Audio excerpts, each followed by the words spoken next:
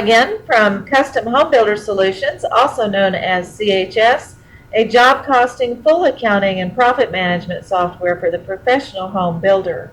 This video is a continuation in a series of videos about accounts receivable and posting accounts receivable invoices. Our first video, if I click accounts receivable, was about posting a straight out direct accounts receivable invoice in accounts receivable. Then our second video was about posting a payables bill. We played like we posted a telephone bill, and that somebody owed us for part of that telephone bill, and we created an accounts receivable invoice directly from accounts payable when we were posting the bill. Now this video is going to, if I go home, is going to be about posting accounts receivable from the payroll journal entry that can be created in CHS when you're posting a paycheck that's been given to an employee. But the first thing I'd like to say is that before you start adding advances to a paycheck or collecting from an employee something they owed you in accounts receivable, you will need to have that employee set up as a payor, because payors are who we collect accounts receivable invoices for. You have to have a payor for doing accounts receivable. Watch all the help about setting up payors. And down here, our employee's name is April Smith.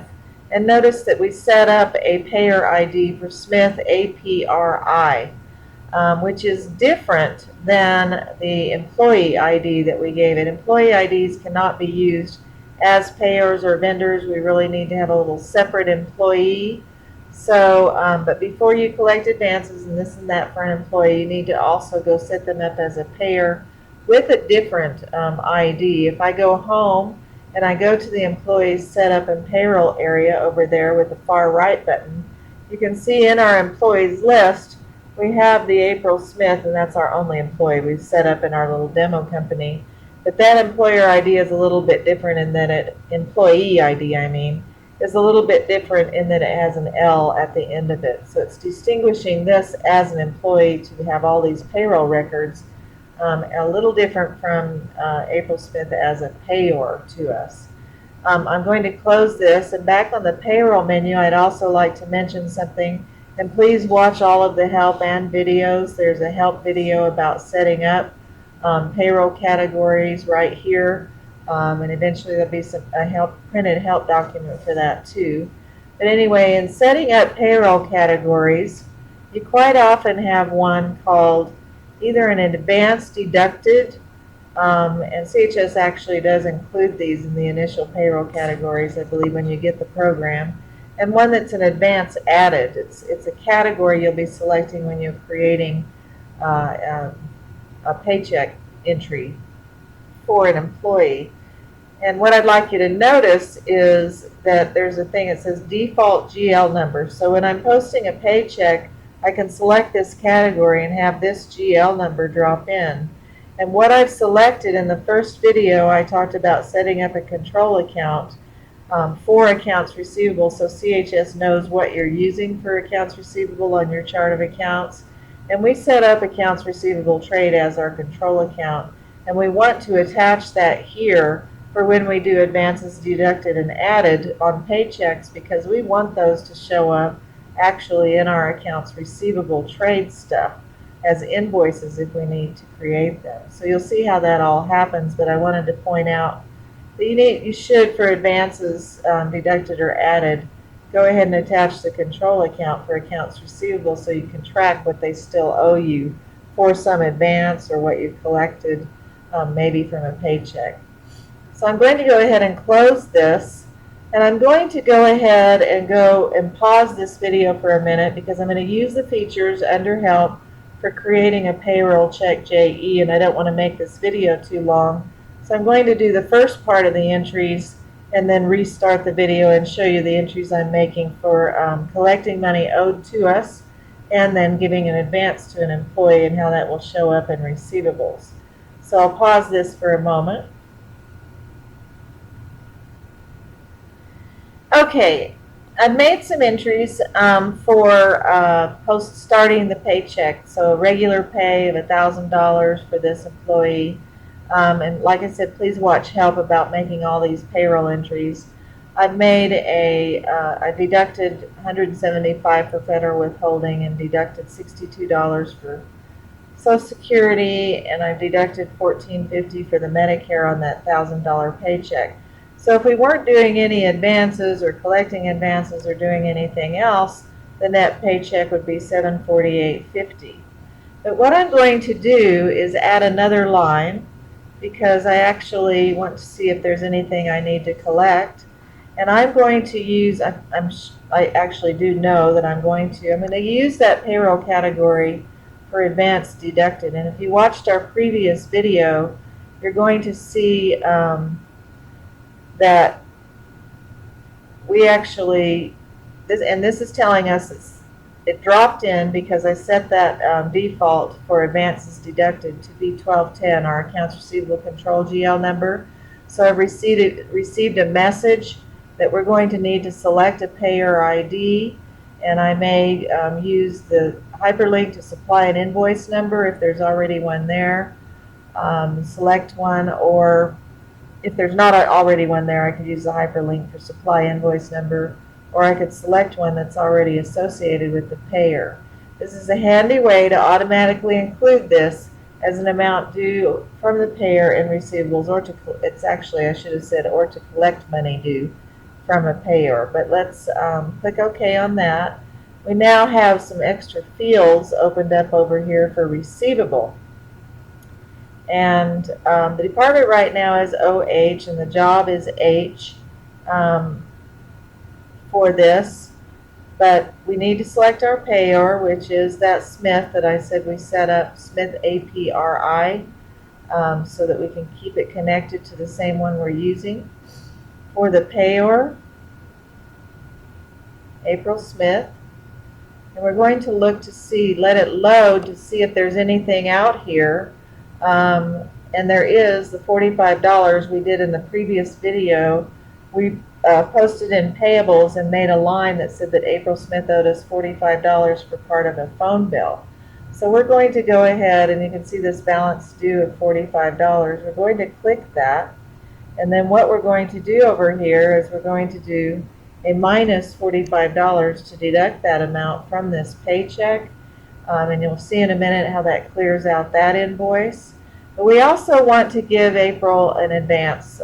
She's asked us for an advance, and we've agreed to give her an advance of $500 that we also want to have show up in accounts receivable. So I'm going to click advance added to paycheck here.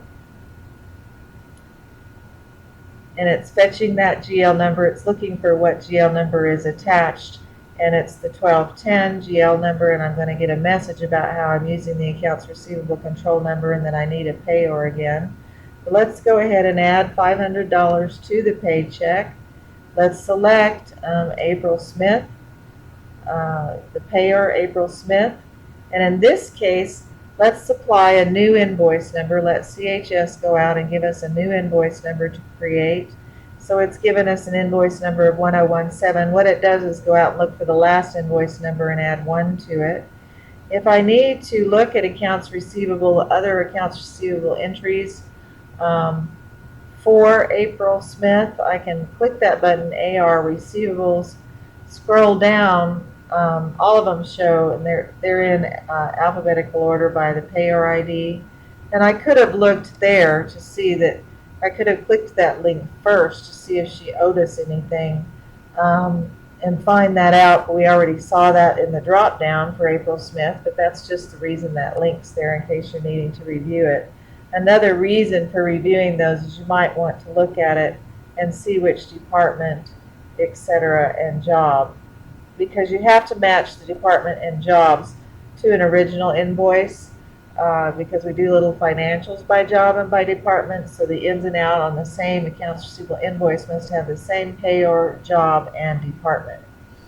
So now we've deducted a little amount and we've added $500, and our net check that we gave to her, the payroll entry, maybe we told the payroll service and they did these entries, or we either want to post this as a check already given in cash operating, or we want to, it's an either or, we want to post that to a payables entry so that we can cut a check for April. But watch all the videos about posting these payroll entries for more information. I'm just trying to demonstrate the part about accounts receivable right now. So I'm going to go ahead and submit this paycheck as if we did pay it out of our bank account already. And it's creating all the entries for that to handle that, so it takes just a little bit to post a payroll, big old payroll batch. The next thing is that I could look at the employee stub report, which I might hand to them, especially if the payroll company had done the entry, or we're going to just post a one-line entry for this amount. And it's showing regular pay and an advance added of $500 and an advance deducted of $45 from that check. So it's send it to PDF. It'll look a lot nicer, and it's something you could hand to April Smith if you liked for an explanation of her paycheck. So let's run over and look at what happened in accounts receivable. Let's go back to the accounts receivable menu. Let's go ahead and open that big ledger of all the accounts receivable entries.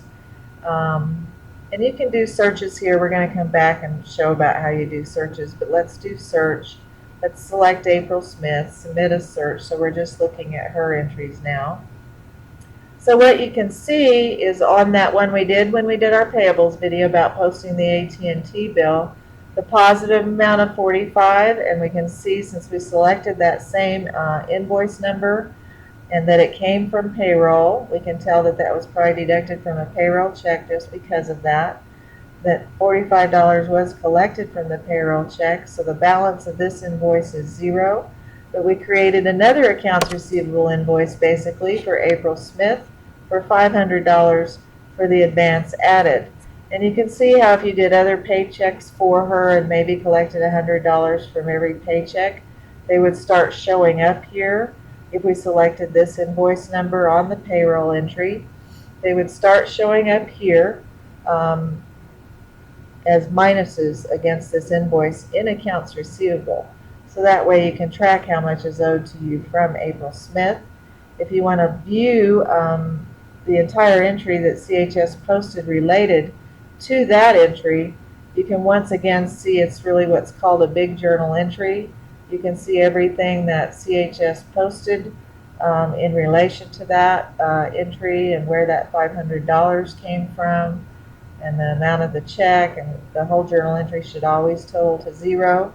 It's just showing you all the accounts that were used for posting this entire entry so that you can tell where this entry came from accounting wise and why it's showing up in accounts receivable. So hopefully that helps with how you can track what is due to you or something, or collect something that you posted previously to a payer when you're posting a payroll check in CHS. And again, please watch videos about posting payroll journal entries to get more information about that side of things. Anyway, thank you for watching, and we will continue on with our videos about accounts receivable in the very next video.